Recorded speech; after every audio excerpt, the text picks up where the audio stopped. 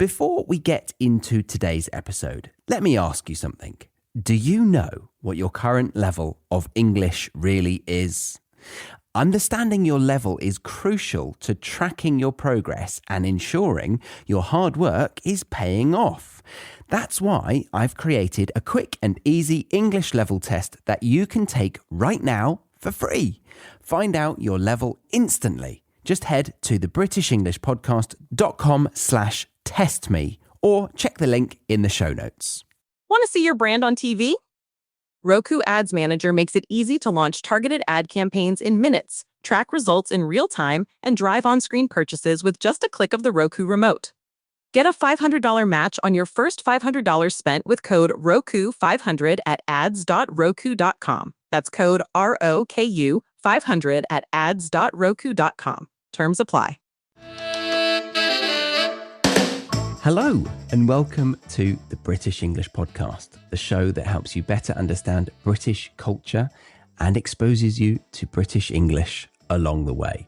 And in this one, we're going overseas, actually to the other side of the world, where the mega rich are buying up property, or certainly were during the pandemic, as a place to go if the world ends. I'm talking about New Zealand, where Lord of the Rings was mostly filmed. And we're appreciating the Kiwis today. Kiwi being the nickname or demonym for people who live in New Zealand. One that you can use without sounding rude, racist or insensitive. I believe they like the term, or at least they don't dislike it. So you can use it, unless, of course, you're an Australian and you say those effing Kiwis, effing being the F word, but getting away with it, not actually saying it. So New Zealand, because of a couple of comedians from New Zealand who wrote a comedy sitcom back in the 90s, and I watched it at uni, which was around 2010, let's say. And honestly, it's stayed with me since then, partly because of the musical accompaniment they managed to weave into it so well, which normally isn't my bag, but they're just so good at it and really funny, in my opinion, that I occasionally think of these songs still to this very day. And I thought of one the other day when I was on a date with my wife, and I looked around the room and I said to her, "You're the most beautiful girl in the room." I know I sound like I'm just laughing to myself about what I said once, but there's, as always, context missing that I'd like to explore with you today. So in this episode, I'm introducing you to a sitcom to deepen your appreciation for British humour. I know it was written, directed and carried out by a couple of Kiwis, but we'll talk about that. And to give you an insight into their style of humour, I'm going to play, pause and commentate regularly for copyright reasons on one of my favourite songs from their sitcom. So let's get into it, shall we? Before we do, this episode comes with a free lesson pack for you to download to get the best vocabulary that comes up naturally in this episode. To do that, click the link in the show notes, description box or comment section, or scan the QR code on screen right now. And that will give you access to that list of vocabulary along with active exercises that will help you 3x your learnings today, as in you're 3 times more likely to remember that vocabulary tomorrow if you get that lesson pack and do what I suggest. So do that right now and enjoy the rest of this episode. As I said, scan that QR code or click that link and it will take you to this page. Fill out your name and email, and then I will be able to send it directly to your email inbox. Have you ever wondered if you're making real progress in your English learning journey? Knowing your level is the key to recognizing your improvements. I have a fantastic tool for you, a free English level test that gives you an instant result. Take a few minutes now to discover your level and continue your learning journey with confidence. Visit thebritishenglishpodcast.com/testme or click the link in the show notes to find out your level of English today. This Friday, Crime 101 hits theaters. What is it that you do? I take high-value items and make them disappear. So you're a thief. One crime connects them all, I'm getting close. I know it. but only one will walk away. I underestimated you. Chris Hemsworth, Mark Ruffalo, Barry Keoghan, and Halle Berry. We're good at this. Yeah. Crime 101, directed by Bart Layton. Rated R, under 17 on admitted without parent. Special sneak previews Monday, everywhere Friday. So this song is in the first episode of the first season of a show called Flight of the Conchords. And it's called You're the Most Beautiful Girl in the Room, right? Not the world, the room. And the lyrics will explain the story, but I suppose you might want to know that the show follows two guys in their mid-20s who are in a musical duo that is so far from ever taking off, it's painful. They have one fan called Mel, who plays her part very well. She's a bit of a stalker and follows them to their gigs, of which they rarely get any. But yeah, so a couple of failing musicians. Oh, and they're actually living in New York. They play as New Zealanders who are incredibly broke, living in New York. But one night they go to their mate's house party, Dave, and Jermaine, one of the two band members, breaks into song when he sees a good-looking girl. All right, take it away, Jermaine and Brett, the other guy.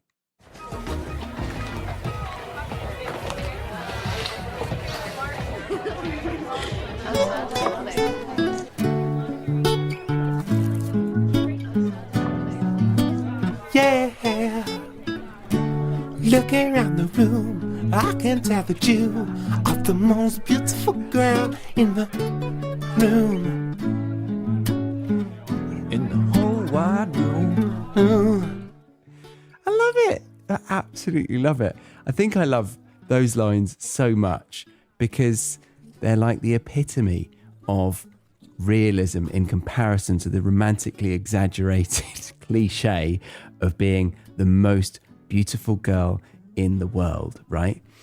It's like, given the circumstances, I've calculated that your attractiveness is superior to all other people in this immediate area in this specific moment in time. So yes, for that reason, you have my attention. And when you're on the street, depending on the street, I bet you were definitely in the top 3 good-looking girls on the street. Depending on the street. I love it. So yeah, doubling down on the idea that you're obviously not the most attractive. Come on. What are the odds of that? No, statistically, you're probably within the top percentile when we confine that data point to a very small and real life scenario. Yes. And when I saw you at my mate's place, I thought, what is she doing at my mate's place? How did they get, how they like that, to a party like it's good one, Dave? Ooh, you're a legend, Dave. Ooh, you're a legend, Dave. Aside from just oozing with jealousy at not being able to hit those notes as well as they can, because I can't really sing to save my life, I think what's really comical about this is the normalcy of knowing his place in life. You know, not expecting much and being shocked if anyone is remarkably more than average in his world, because Dave's average, right? His name is even average. So how the hell has my average friend, Dave, managed to get an attractive human, given the context, to be in the same room as somebody average like me? I asked Dave if he's gonna make a move on you. He's not sure. I said, Dave, do you mind if I do? He says it doesn't mind, but I can tell it kinda minds. But I'm gonna do it anyway. Classic, absolutely classic subpar male communication skills there, I think. You know, attempt to feign a mild level of interest in your friend's emotions until they slightly inconvenience you and your libido's desires. Anyway, I see you standing all alone by the stereo. I dim the lights down to very low. Here we go. I think the ability to be so melodic and smooth and at the same time state that she's feeling really awkward at this party and doesn't know who to talk to.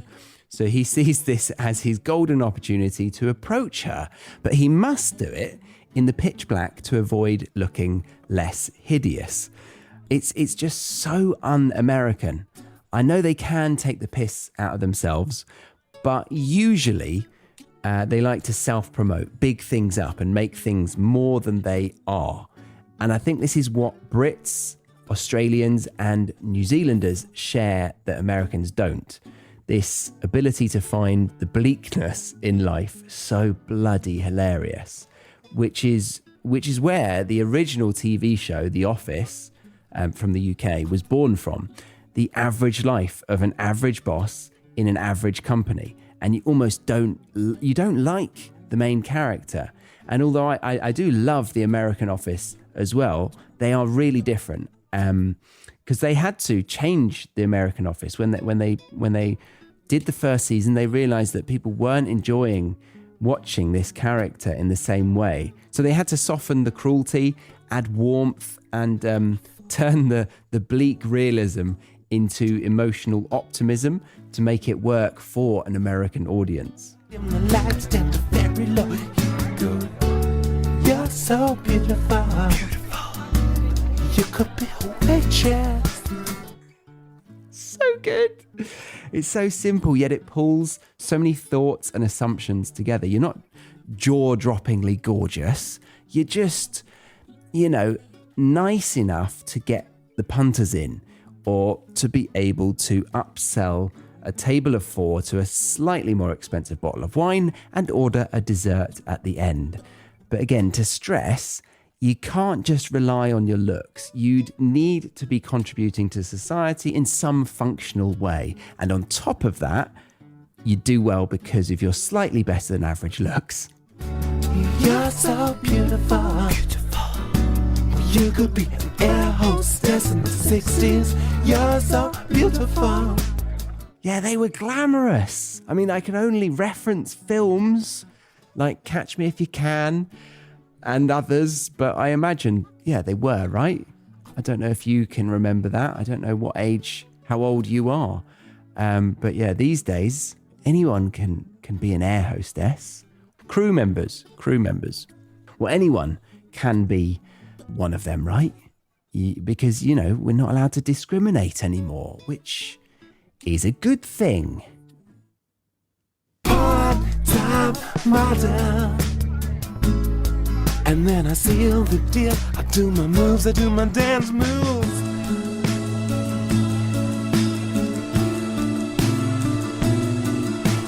And it's at this point I encourage you to watch the video or the episode, because he's pulling off some brilliantly underwhelming moves, swaying from side to side just limply.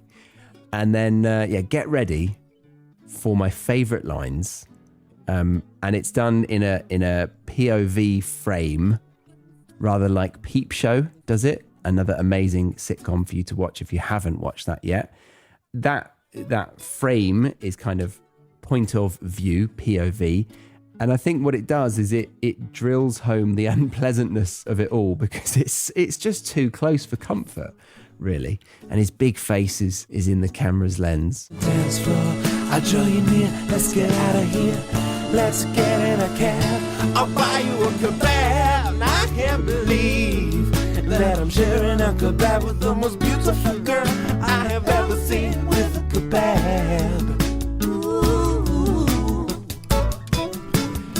Oh, and that, ladies and gentlemen, to me is one of the best lyrics in a verse you'll ever be able to make. It's so catchy.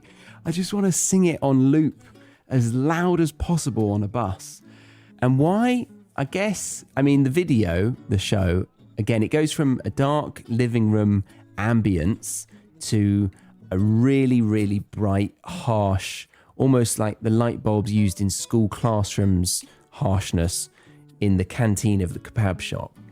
And he's holding a stick of meat while singing across the table in her face while she's trying to dab her mouth with her napkin to show some dignity.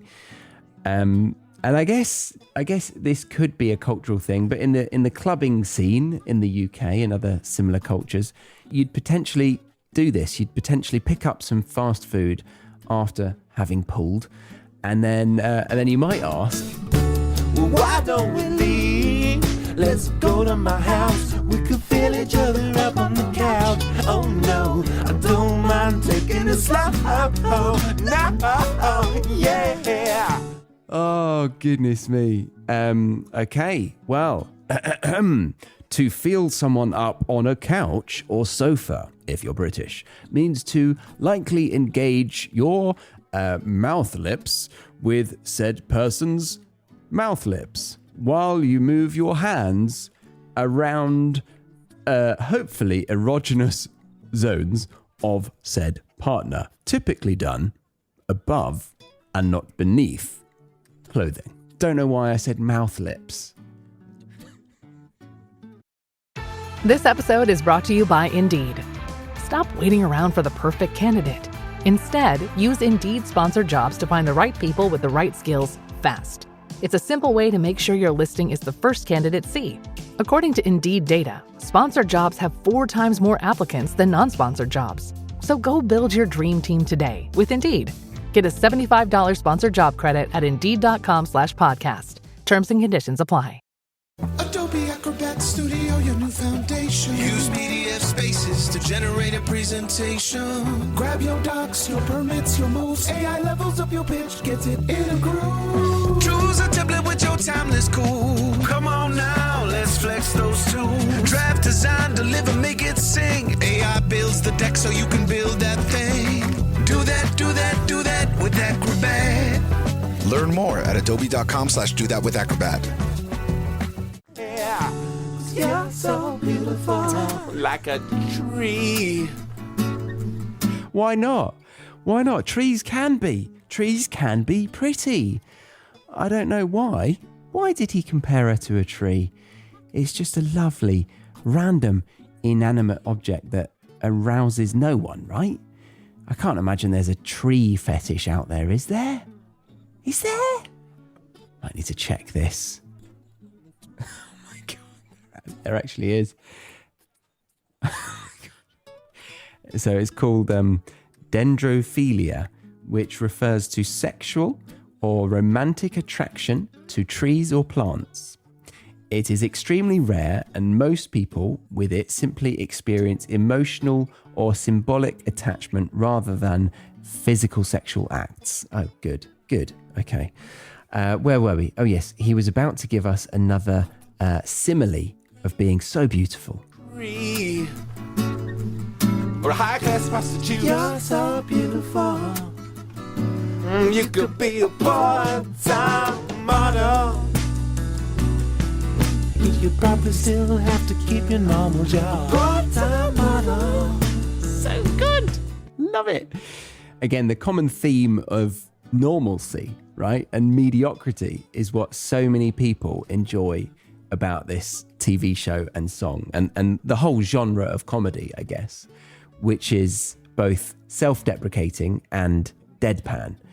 And deadpan is essentially saying something funny without smiling. So it's using little to no facial expressions or body language to indicate that you're joking while saying something outrageous. So coming across really emotionally flat.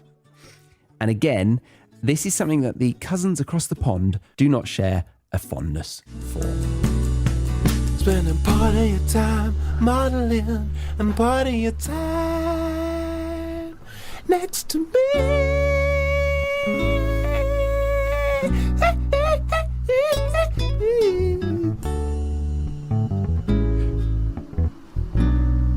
My place is usually tidier than this.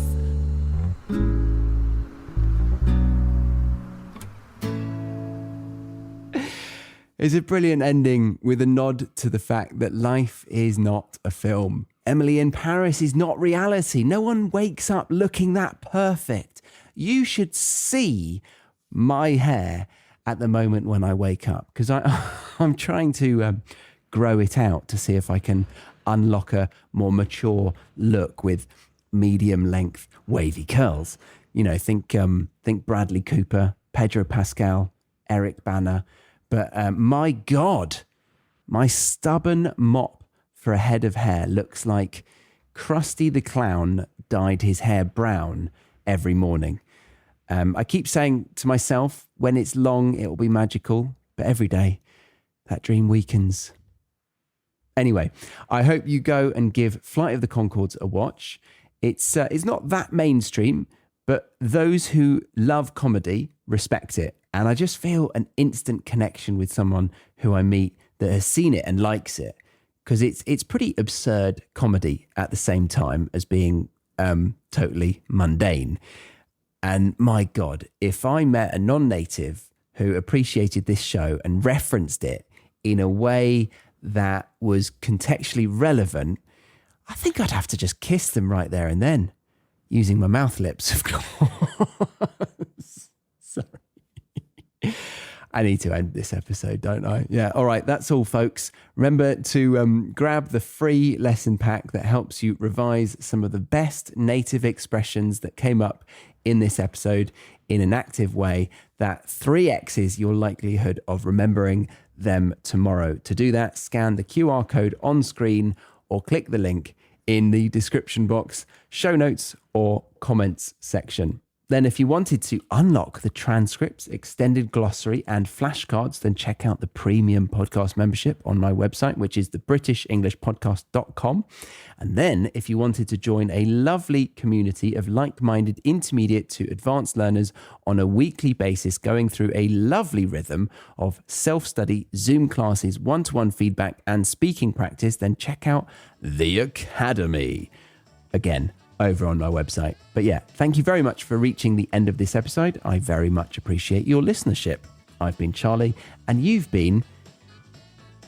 Go on. Say your name out loud right now. There we go. Thank you. And you've been listening to the British English Podcast. See you next week. Bye-bye.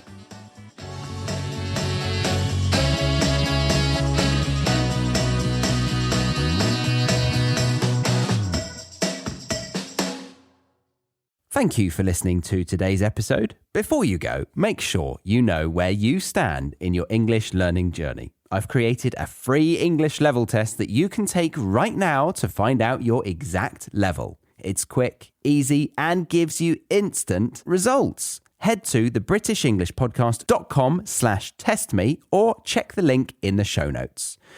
Because tracking your progress helps you stay on track. We can't use track twice, guys. No, let's do that again. Yeah, we don't have time. Oh. All right, we'll just delete this last sentence then.